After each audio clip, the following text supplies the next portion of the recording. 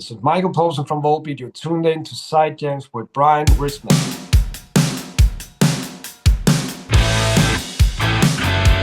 Greetings, everyone. This is Brian Reisman, host of Side Jams, a show where we talk to musicians about their outside passions and their hobbies. And today we have dark rock band Deadcode, featuring guitarist producer Stephen Morgan there waving, and then vocalist Steven Sims.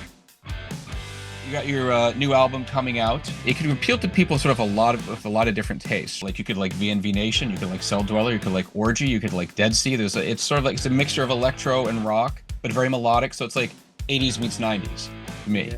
Hey, props to you for mentioning VNV Nation. I was on tour a long time ago, and I didn't know who VNV Nation was. I was in Europe, and we were playing a show, and they came on, and I was like, "This band's amazing." But that's like a lesser known synth pop band, so props to you for that one. Yeah, it's like a weird like genre music that Steven Sims and I really connected on, like the Metropolis Records, VNV Nation, and Wumpska, Pop Digging Berserk, which definitely the dark. But you guys actually, what's interesting is you guys are ethical hackers, and so.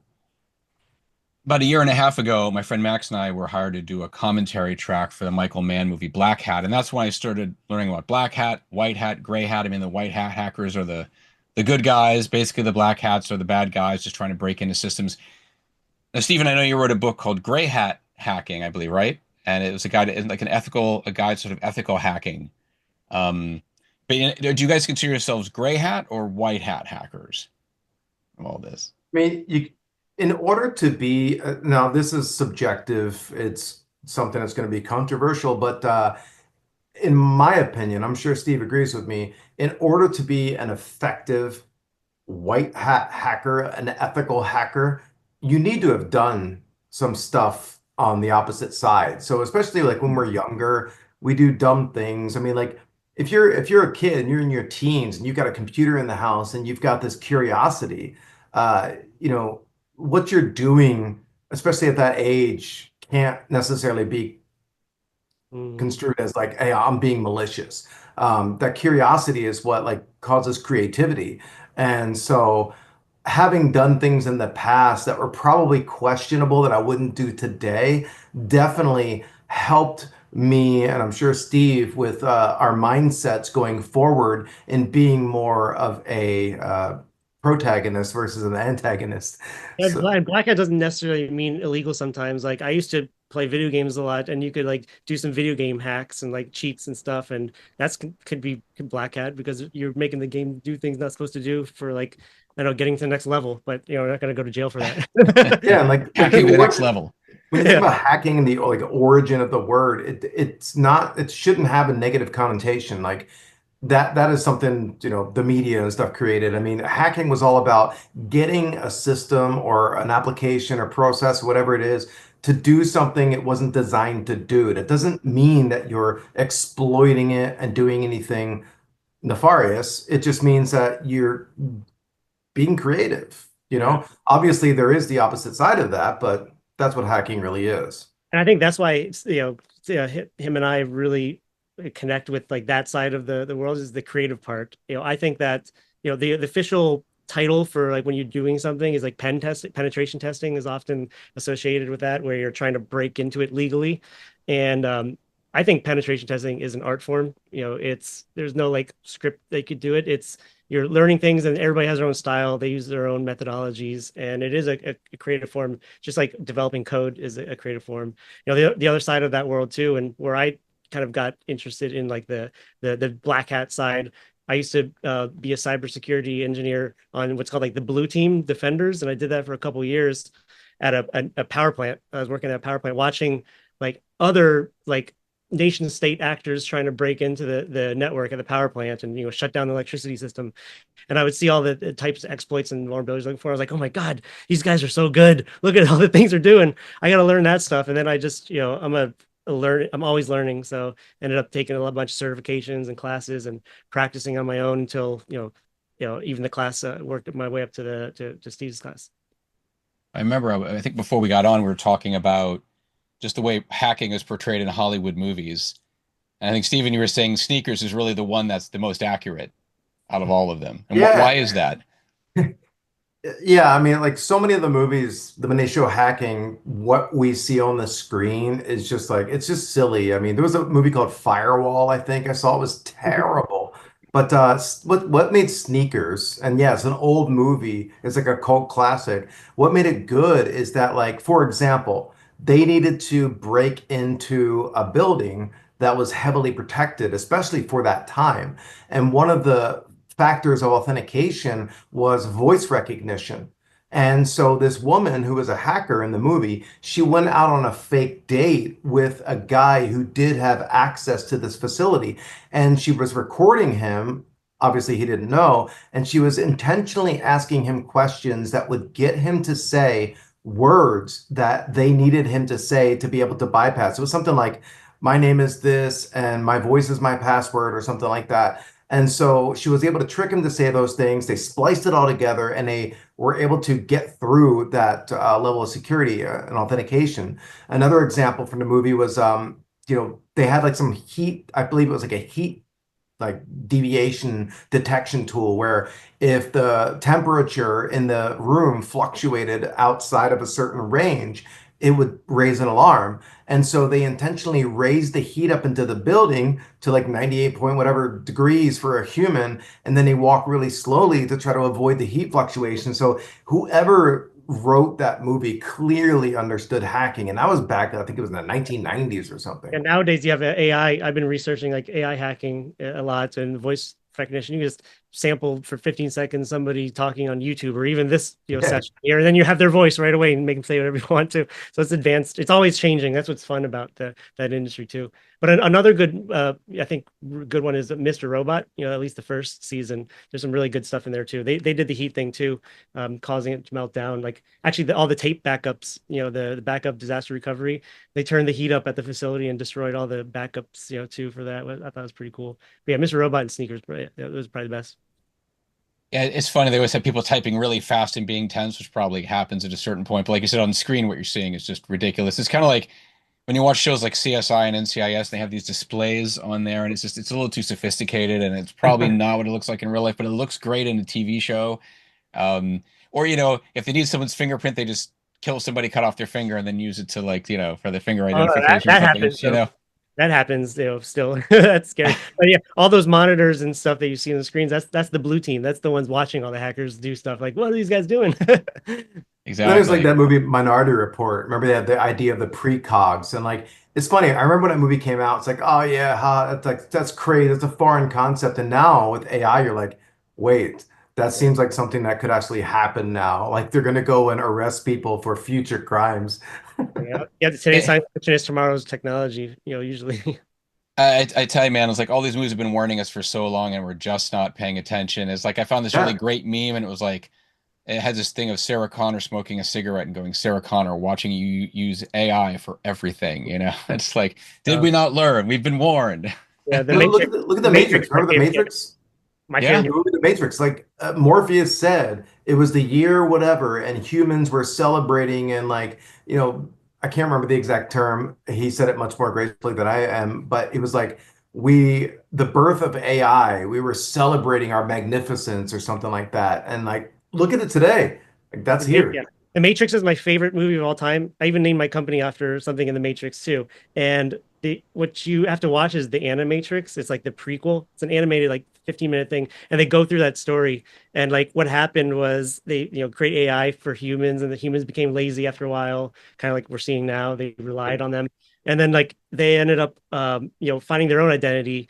So the humans kind of like went to war when they were rebelling and scorched the sky of Earth. And then all the robots are like, well, how do we get energy now? Well, how about let's look at humans as batteries? Organic matter is so simple compared to us. And then they made all of the human batteries tap their brains in, made the Matrix, and that's where Morpheus is now. You actually met because I believe Steve, you were taking a course with Steven, and it wasn't so much, it was student and teacher, but you were also peers, right? Because you were both involved in different ventures. Could you tell us, sort of get into the basics of that? Both of us have a hacking background, and like it's just been something that's always been incredibly interesting to me, is like breaking things and trying to figure out how to protect things. But I'm more interested in breaking into things.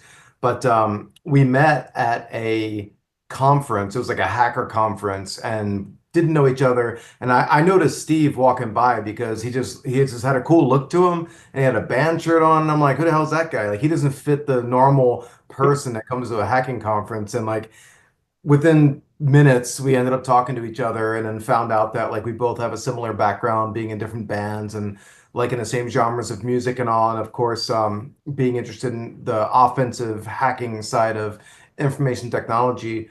And yeah, I mean,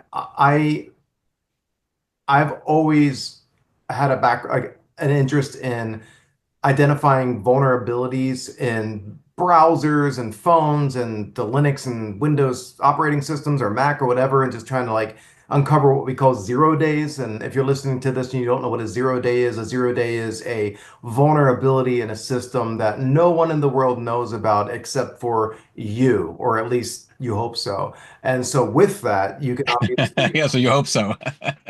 you can obviously use that for nefarious deeds. You can sell it, you can disclose it responsibly and get it patched up or whatever. But that's kind of how we met each other. And COVID had hit pretty much right after that, like months after that, COVID landed. And Steve and I kind of, after talking to him, I realized how brilliant he is, especially in like the blockchain, smart contracts, crypto space. And he ended up writing a course for the company that I teach for and author for. And it's just, just a funny side note. When we first run that course or ran it, most of the attendees were law enforcement.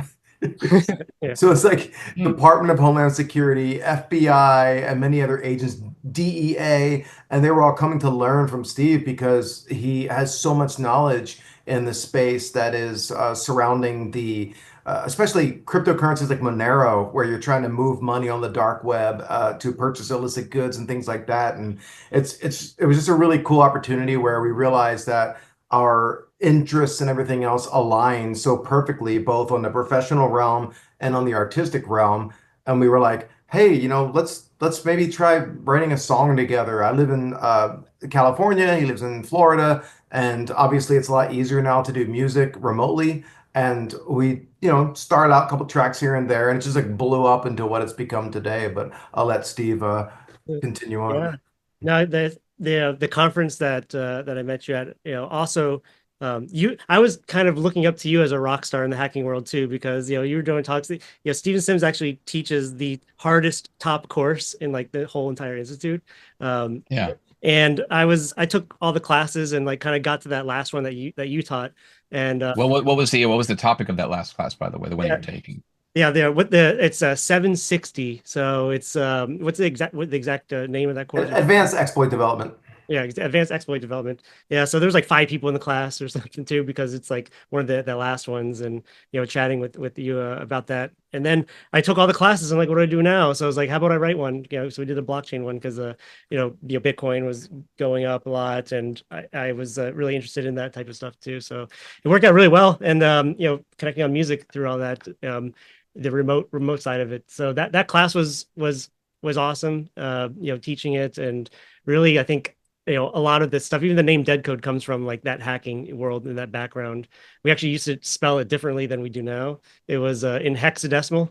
Yeah, hex, which is like D and then 3, almost like leet speak, D3AD C0DE, and it's like an 8-bit hexadecimal thing. But it's not good for SEO and not good for like Google searches, so he's went back to normal Deadcode. Yeah, like as a hacker, like when we're debugging and trying to crash programs and things like that, we intentionally use certain values. So computers, everybody says like computers are all ones and zeros, but realistically, it's more about base 16, which is hexadecimal. So 0 through F, like 0 through 9, and then A, B, C, D, E, F. And so you can only spell so many things using numerical characters and those limited number of letters. Dead code is one of the things you can spell with hexadecimal. So you would intentionally try to like inject these values into a process when you're hacking it, so that when it crashes, if you see that value dead code, you know that you've achieved, you've accomplished something. Yep. Another one, Dead Beef, but Dead Beef isn't that good of a band name. Could you tell us each, just tell us a little bit about the company you have now and what you're doing, and do you guys collaborate on Yeah. different things? Yeah, I'll start. So mine, is related to the blockchain and some AI as well. It's called Halborn. Halborn is actually the character in the Matrix. He's not in the movie. He's in the video game. It's this like objective guy that just can hack into everything and has access to it. He's not good and he's not bad. He's just there and exists as like a program. But Halborn is my company. We've been around for like 4 years and have 200 employees. They're all over the world. We're fully remote, and we do a lot of, we have clients that are large banks. We work with like Citigroup and large institutions like BNY Mellon Bank, all the way down to like small development shops in blockchain like Solana and Circle and Ethereum. So we do that. I'm the founder CTO for it, and it's been quite a journey because everybody, majority of them are hackers themselves, and they're all younger. You have to hack your way into the company to get a job. We put code up there and they make a report and do a pen test for it. And then we gamify everything inside the company too. So there's like a scoreboard as you find more vulnerabilities. They earn more, they get bonuses. So it's always kind of like the company I always wanted to work at when I was going through my career. Just made it here, and it's kind of like Field of Dreams, build it and they will come. So now it's been a great ride for that. And it's like my other band. Everybody there is really, really cool culture. A lot of musicians, in my company too, and a lot of them fans of Deadcode too, so which is pretty cool. So that's the one job interview where they're like, you have to break into our company. You have to show our vulnerability in order to get a job. Yeah, unless you're getting a job in marketing or like HR or something like that, then it's more normal. But most of the services that we do are the hacking. You have to get code, hack it, and we have different focus, different languages, different there's hacking web applications, there's mobile apps, and then blockchain apps. So depending on the focus, and we also do advisory now too. So we're starting to grow into advising people how to protect from that stuff. So Okay. Yeah, Steve and I are both big into like the meritocracy side of things, where it's like, earn, prove, like demonstrate, and get rewarded for it, which is important in this space, especially.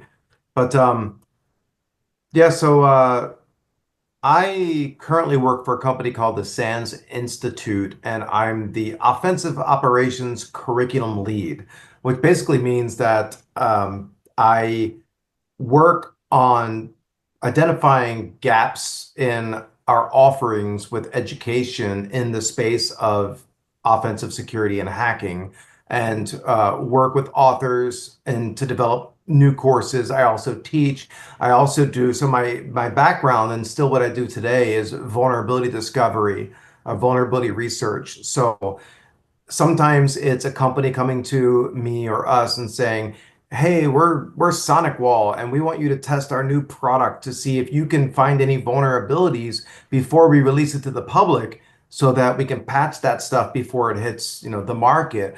Other times it's retroactively going after something. We'll identify.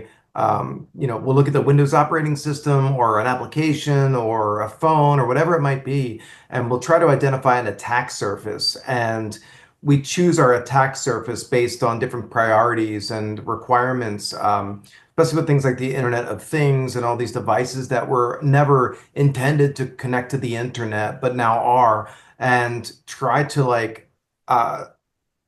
figure out if there's any potential vulnerabilities that could allow someone out there, like an AP, advanced persistent threat, a Chinese bad actor, Russian bad actor, to be able to compromise that device and gain access, unprivileged, or I shouldn't say unprivileged, but unauthorized access to that organization. So trying to prevent things like breaches in organizations. Obviously, bad people can take the classes as well. It's difficult to filter those people out.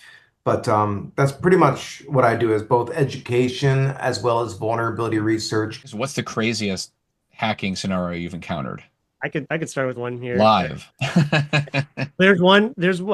So for us working at Halborn, we focus on a lot of the blockchain and the cryptocurrency stuff too. And there was one I couldn't talk about it for about 6 months. It was a secret that was would have made a lot of people lose a lot of money. But have you ever heard of Dogecoin before? You familiar with Dogecoin, the little dog coin that Everybody knows Dogecoin. everybody knows Dogecoin. So Dogecoin, we actually found like a critical vulnerability, a zero-day exploit in Dogecoin, like the mainnet one, and contacted the developers for that, and we had to take time to find the fix and put the fix code into there.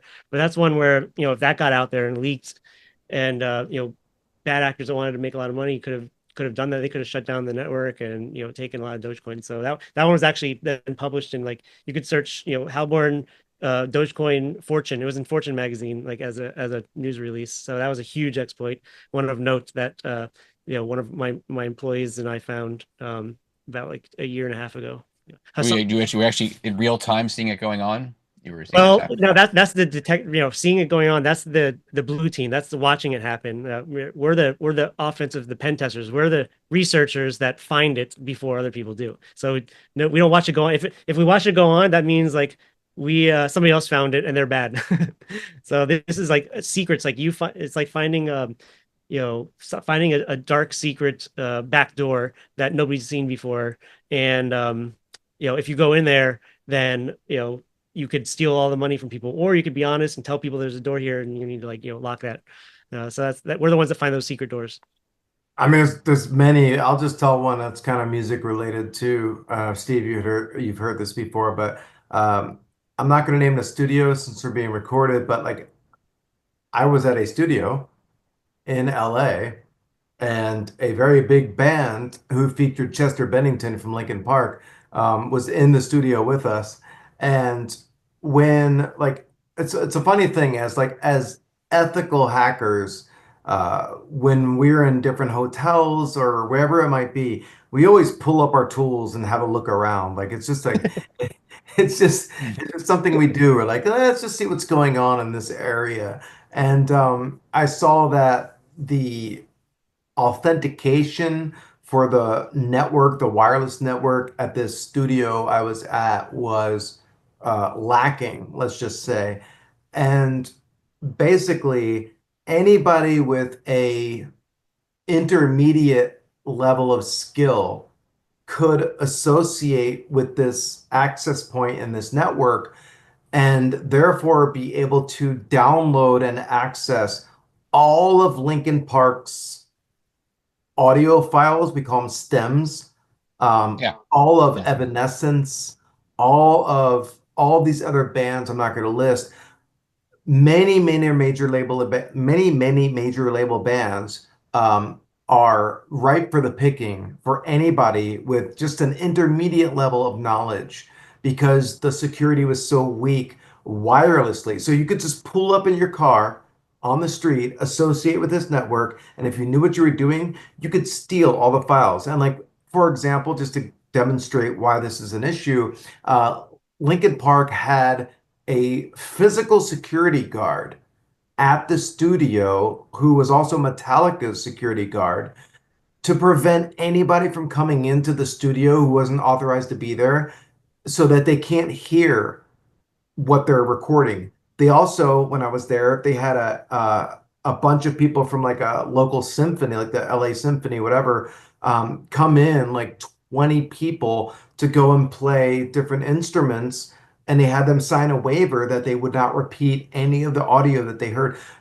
My point is that none of that matters when some basic level hacker can just pull up on the street and steal all those audio files. So I just thought that Maybe put was like a rootkit pretty in there cool. and like have a live stream, like take over the computer there and just like get the audio drivers and then feed the stream to your own computer and be like watching their studio session as they're doing it, recording live, or like get into the webcam, IoT cam, and just like watch it all and like on their security cam inside. And it's crazy. So how did they react when you told them, by the way, these guys can just access anything, or outsiders can access anything? Uh, I don't want to have that conversation because it Okay. wasn't the reaction I was looking for. It was slightly elevated concern, but not like, oh shit, we need to go fix this. Yeah. Yeah.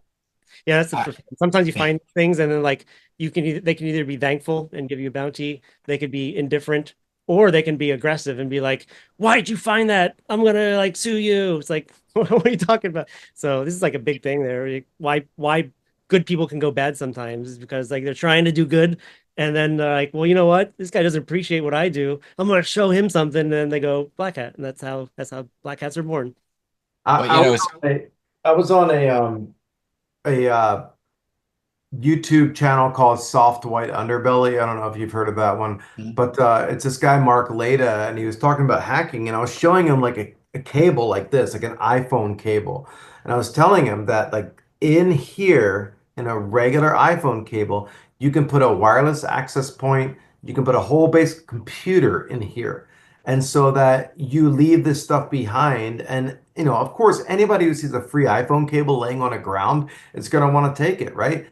But it will charge your phone, it will charge your device, it will do data pass through, but it also has a bunch of hacking tools into it and like compromises the target. Like it's Yeah. celebrities, you know, anybody of importance is at such a disadvantage and risk Yep. for not There's even like knowing some about Chinese this. China made items that they put that in there on for the commercial side too. Yeah. Like about like the little was it like a stuffed bear or some toy that had like a kind of an access kit in there that could connect to wireless networks. That's like commercial off the shelf type stuff that has the virus inside of it.